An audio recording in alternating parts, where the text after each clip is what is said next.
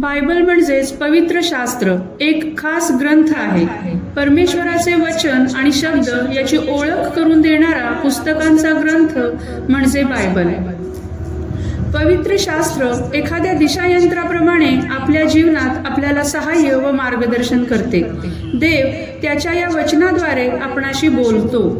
प्रत्येक लहान थोर व्यक्तीच्या जीवनात बायबल या अनमोल ग्रंथामुळे आशा, सामर्थ्य व मार्गदर्शन प्राप्त होते. जीवनाच्या अनोख्या प्रवासाची वाटचाल करीत असताना आपण पवित्र शास्त्राचे नियमित वाचन करून परमेश्वराची वचने हृदयात साठवून ठेवणे अत्यंत गरजेचे आहे. बायबलमधील सत्य वचनांद्वारे आपण परमेश्वर आणि त्याचा पुत्र येशू ख्रिस्त यांच्या जवळ येतो. पवित्र प्रभू येशू ख्रिस्ताला आपण आपला तारणारा म्हणून स्वीकारल्यावर आपण प्रकाशाच्या मार्गाने पुढे जातो आणि सार्वकालिक जीवन प्राप्त करू शकतो. परमेश्वराचे वचन हे आपल्या पावलांकरिता दिव्यासारखे व आपल्या मार्गावर प्रकाशासारखे आहे. हे आपण कायम स्मरणात ठेवणे आवश्यक आहे.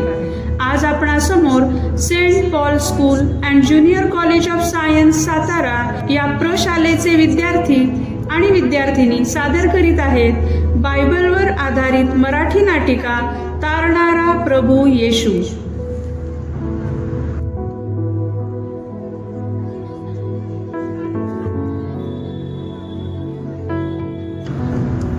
मरिया आणि योसेफ नासरेथ गावात राहत होते. योसेफाचे मूळ गाव बेथलहेम होते. दावीद राजाचा जन्मही त्याच गावी झाला होता. योसेफ गालिलातील नासरेथ गावाहून यहुदा प्रांतातील बेथलहेम गावी गेला. योसेफाने मरियेलाही बरोबर नेले. ते बेथलहेमाला पोहोचल्यावर मरियेला पहिलेच बाळ होण्याची वेळ जवळ आली, परंतु त्यांना कोणत्याच उतारशाळेत जागा मिळाली नाही. तेव्हा ते एका गुरांच्या गोठ्यात जाऊन राहिले.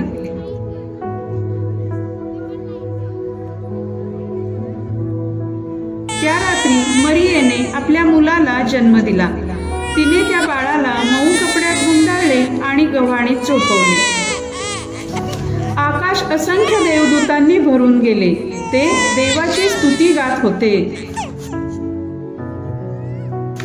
स्वर्गात परमोच्च स्थानी असलेल्या देवाचे गौरव असो.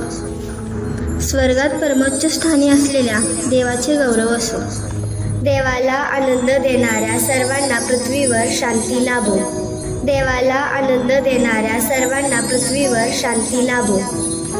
एका आठवड्यानंतर बाळाचे नाव येशू ठेवण्यात आले. बाळाचा जन्म होण्यापूर्वी हे नाव देवदूताने सांगितले होते. देवाच्या नियमाचे पालन करण्यासाठी मरिया आणि योसेफ यांनी येशू बाळाला येरुशलेमेला नेले. देवाचा नियम सांगतो की प्रत्येक प्रथम पुत्राचे देवाला समर्पण केले जावे. शिमोन नावाचा देवावर प्रीती करणारा एक भला माणूस येरुशलेमेत राहत असे. आपल्या लोकांचे देवाने सहाय्य करण्याची तो वाट पाहत होता. देवाच्या पवित्र आत्म्याने शिमोनाला हाक मारली. शिमोना, शिमोना, तू मरण्यापूर्वी मी आश्वासन दिलेला तारणारा प्रत्यक्ष पाहशील. मग पवित्र आत्म्याने शिमोनाला मंदिरात नेले. त्याच वेळी मरिया आणि योसेफ यांनी येशू बाळाला मंदिरात आणले होते. मरिये, कृपा करून बाळाला माझ्या हातात दे. हे महान सेनाधीश परमेश्वरा, तुझ्या नामाला मान, महिमा आणि गौरव सर्व काळ असो. धन्यवाद, धन्यवाद, धन्यवाद. हे प्रभू, आता मी शांतीने मरेन. तू मला तारणारा दाखवला आहेस. तू त्याला सर्व लोकांसाठी तयार केले आहेस. तुझा मार्ग तो सर्व राष्ट्रांना दाखवेल. तुझ्या इस्रायली लोकांना तो मान मरातब मिळवून देईल. शिमोन मरिया व येसोफाला म्हणाला, देवाच्या गौरवात सुखी राहा. देवाने या बालकाला इस्रायली लोकांसाठी एक चिन्ह म्हणून निवडले आहे. अनेक लोक त्याच्या विरुद्ध बोलतील आणि त्यांचा नाश होईल. जे त्याचा स्वीकार करतील त्यांचा बचाव होईल. तो सर्वांची रहस्य उघड करेल. पण तुला दुःख देणाऱ्या अनेक घटना घडतील. देवाची सेविका असलेली 84 वर्षांची हन्ना नावाची एक विधवा स्त्री तेथे आली. तिनेही बाळाला पाहिले व म्हणाली, हे पृथ्वीच्या निर्माणकर्त्या, तुझ्या नामाला लाखो लाख धन्यवाद.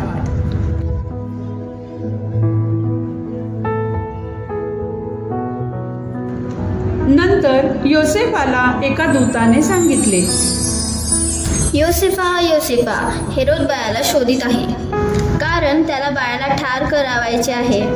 तू बाळाला व त्याच्या आईला घेऊन मिस्र देशाकडे लवकर निघ, आणि मी तेथून निघायला सांगेन तोपर्यंत तेथेच राहा. मग योसेफ उठला आणि बाळाला व त्याच्या आईला घेऊन त्याच रात्री मिसर देशाकडे जायला निघाला. हेरोदाचा मृत्यू होईपर्यंत तो मिसर देशातच राहिला.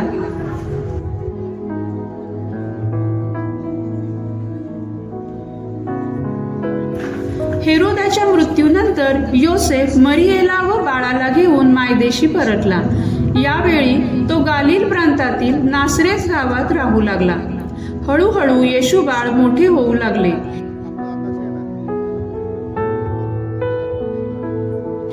मरियेने व योसेफाने येशू बाळाचे संगोपन देवाच्या आज्ञेप्रमाणे अत्यंत चांगल्या रीतीने केले. लहान मुलगा असताना येशू मंदिरात जाऊ लागला.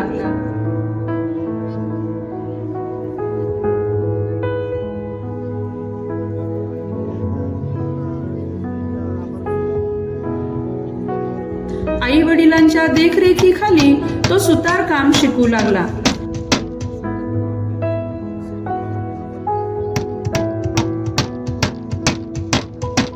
मरिया व योसेफ येशूला पाहून खूप हर्षित होत असत.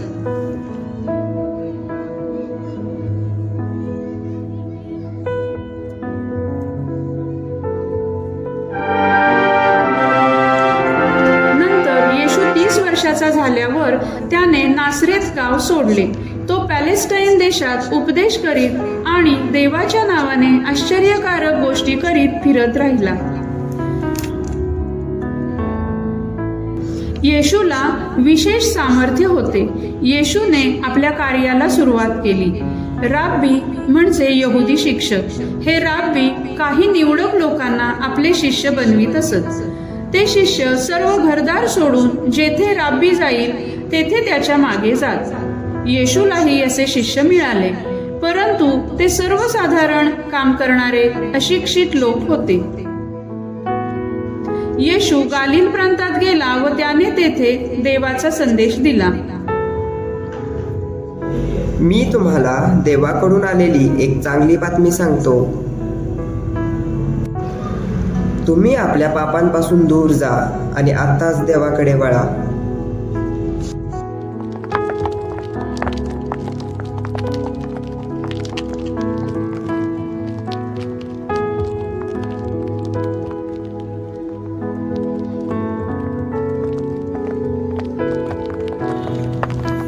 येशू गालिल सरोवराच्या काठाकाठाने फिरत होता. त्याने 2 कोळ्यांना जाळी टाकून मासे धरताना पाहिले. ते होते शिमोन आणि त्याचा भाऊ आंद्रिया. येशू त्यांना म्हणाला, माझ्या बरोबर चला, मी तुम्हाला वेगळ्या प्रकारचे कोळी कसे व्हायचे ते शिकवीन. हे ऐकून त्यांनी आपली जाळी ताबडतोब सोडली आणि ते येशू बरोबर गेले.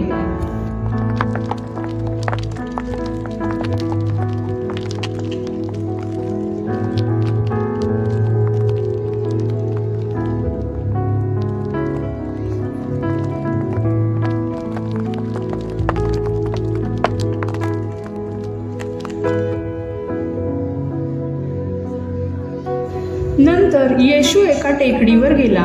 येशू त्याच्या शिष्यांना म्हणाला, तुम्ही माझे खास सोबते आहात. तुम्ही माझ्या बरोबर राहाल. मी तुम्हाला देवाचा संदेश देण्यासाठी पाठवणार आहे. माणसातील अशुद्ध शक्ती काढण्याचे सामर्थ्य तुम्हाला प्राप्त होईल. अशा प्रकारे येशूने 12 प्रेषित नेमिले. लोकांना मोठ्या संख्येने आपल्याकडे येताना पाहून येशूला त्यांचा कळवळा आला. मेंढपाळाशिवाय जशी मेंढरे तसे ते लोक त्रासलेले व असहाय्य होते. येशू आपल्या शिष्यांना म्हणाला,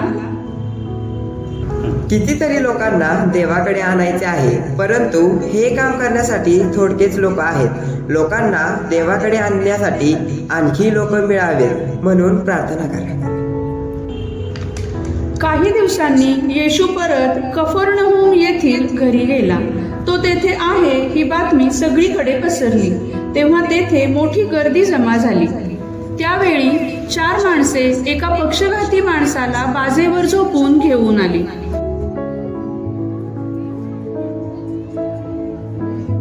येशू त्या आजारी माणसाला म्हणाला, माझ्या मुला, मी तुझ्या पापांची क्षमा करतो. त्यावेळी तेथे बसलेले धर्मगुरू म्हणाले, तू स्वतःला देव समजतोस की काय? केवळ देवच क्षमा करू शकतो. तू देवाचा अपमान करीत आहेस. मग येशू त्यांना म्हणाला, तुम्ही असे का म्हणता, मी तुझ्या पापांची क्षमा करतो? असे या पक्षघाती माणसाला म्हणणे सोपे आहे. उलट उठ, आपली बाज उचल आणि चालू लाग असे म्हणणे अधिक कठीण आहे. पण मनुष्य बनून आलेल्या देवाच्या पुत्राचे सामर्थ्य तुम्हाला समजले पाहिजे. तो पापांची क्षमा करू शकतो आणि रोगही बरे करू शकतो. नंतर तो त्या माणसाला म्हणाला,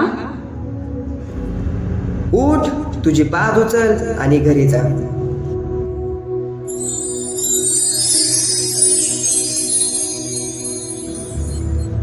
सर्व लोकांसमक्ष तो माणूस उठला आणि त्याने आपली बाज उचलली. तो घाईघाईने निघून गेला. हे पाहून सर्वजण आश्चर्यचकित झाले. आश्चर्य, चमत्कार झाला आहे. देवाची स्तुती असो. असे घडलेले आम्ही यापूर्वी कधीच पाहिलेले नाही.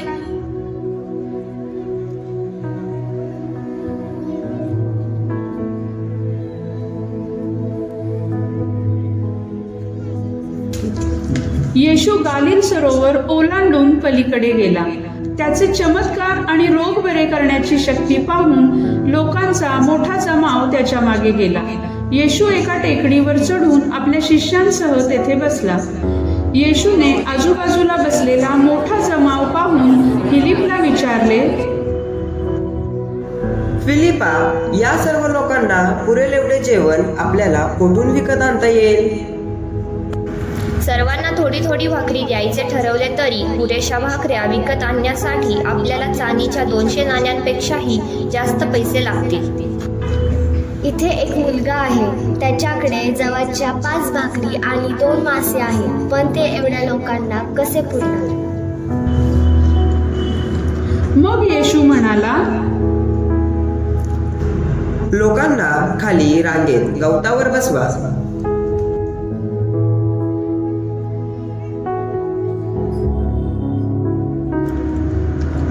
तेव्हा सर्व लोक खाली बसले. त्यांच्यामध्ये स्त्रिया व मुले सोडली तर केवळ पुरुषांची संख्या 5000 एवढी होती. येशूने हातात भाकरी व मासा घेतला आणि आकाशाकडे हात करून परमेश्वर पित्याकडे प्रार्थना केली. हे आमच्या स्वर्गातील पित्या, तुझे नाम पवित्र मानले जावो. तू नेहमीच माझी प्रार्थना ऐकतोस, म्हणून मी तुझे आभार मानतो. मग येशू शिष्यांना म्हणाला, हे घ्या आणि सर्वांना वाटा. अशा प्रकारे सर्वांना भरपूर मासे आणि भाकरी खायला मिळाली.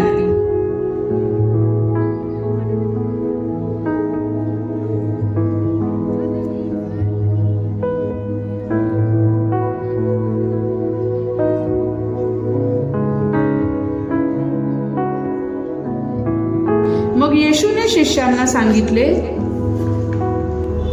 उरलेले सर्व तुकडे गोळा करा, काहीही वाया जाऊ देऊ नका.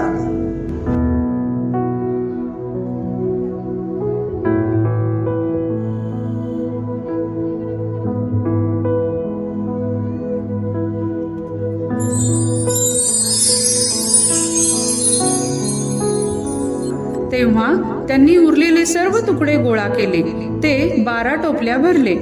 ज्यांनी हा चमत्कार पाहिला ते म्हणाले, खरोखर ज्या संदेशाची आम्ही वाट पाहत होतो तो हाच आहे. खरोखर तो हाच आहे.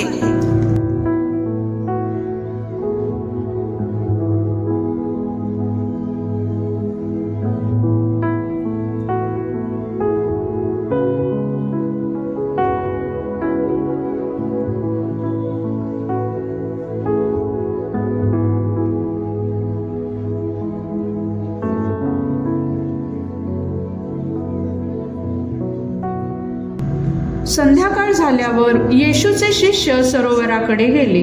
ते एका होडीत बसून पुन्हा माघारी सरोवराच्या पलीकडे कफर्नहुमास जाण्यास निघाले.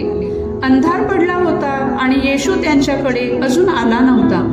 त्यावेळी जोराचा वारा वाहू लागला आणि मोठमोठ्या लाटा उसळू लागल्या. जवळजवळ 6 किलोमीटर अंतर होडी वल्हवून गेल्यावर शिष्यांनी येशूला पाण्यावरून चालत येताना पाहिले. येशू होडीजवळ आला तेव्हा ते फारच घाबरले व किंचाळून म्हणाले, अरे बापरे, ते पाण्यावरून कोण फिरतंय? अरे बापरे, भूत आहे. खरंच भूतच आहे. अशा उसळलेल्या लाटांवर कोण चालू शकेल? बापरे, आता काही खरं नाही. मग येशू मोठ्याने म्हणाला, भिवू नका, मी आहे. अरे हे तर आपले गुरुजी आहेत. अरे खरंच की आपण उगीचच घाबरलो आहे. बघा, आपले गुरुजी पाण्यावरून चालत आहेत. किती आनंद वाटतोय. मग मोठ्या आनंदाने त्यांनी येशूला होडीत घेतले.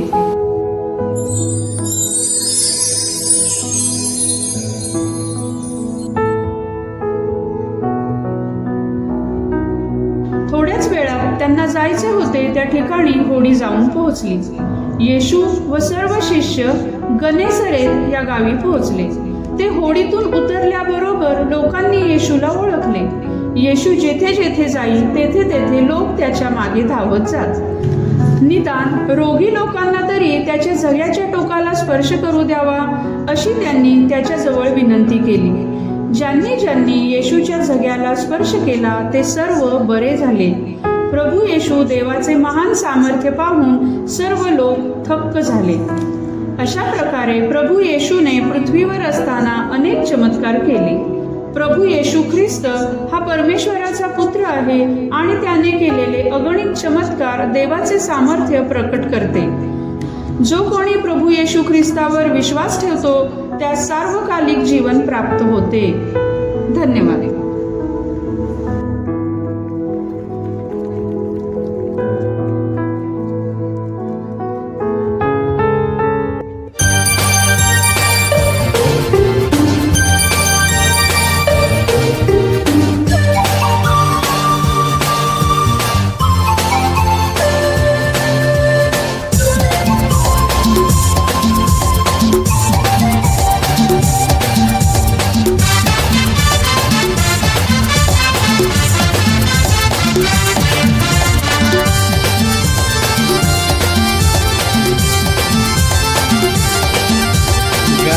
स्तुती प्रभू ख्रिस्ताची आनंदे नाचून गाऊया.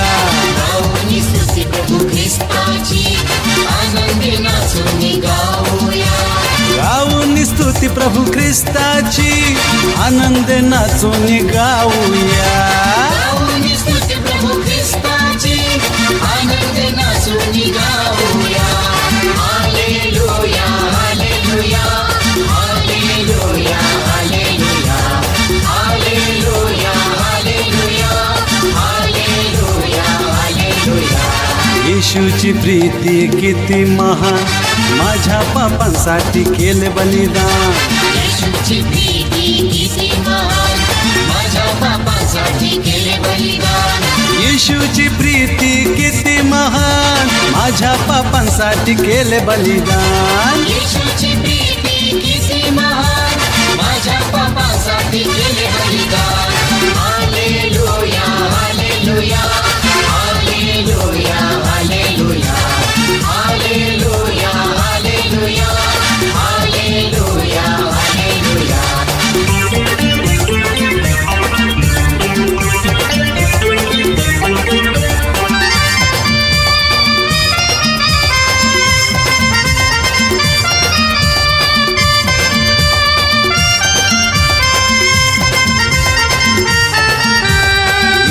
येशूचे रक्त किती महान पापांच्या खाचेतून सोडविते येशूचे रक्त किती महान पापांच्या खाचेतून सोडविते येशूचे रक्त किती महान पापांच्या खाचेतून सोडविते येशूचे रक्त किती महान पापांच्या खाचेतून सोडविते hallelujah hallelujah hallelujah hallelujah hallelujah hallelujah hallelujah hallelujah येशूची शक्ती किती महान सैतानी वारेतून सोडविते येशूची शक्ती किती महान शैतानी वारेतून सोडविते येशूची शक्ती किती महान सैतानी वारेतून सोडविते येशूची शक्ती किती महान शैतानी वारेतून सोडविते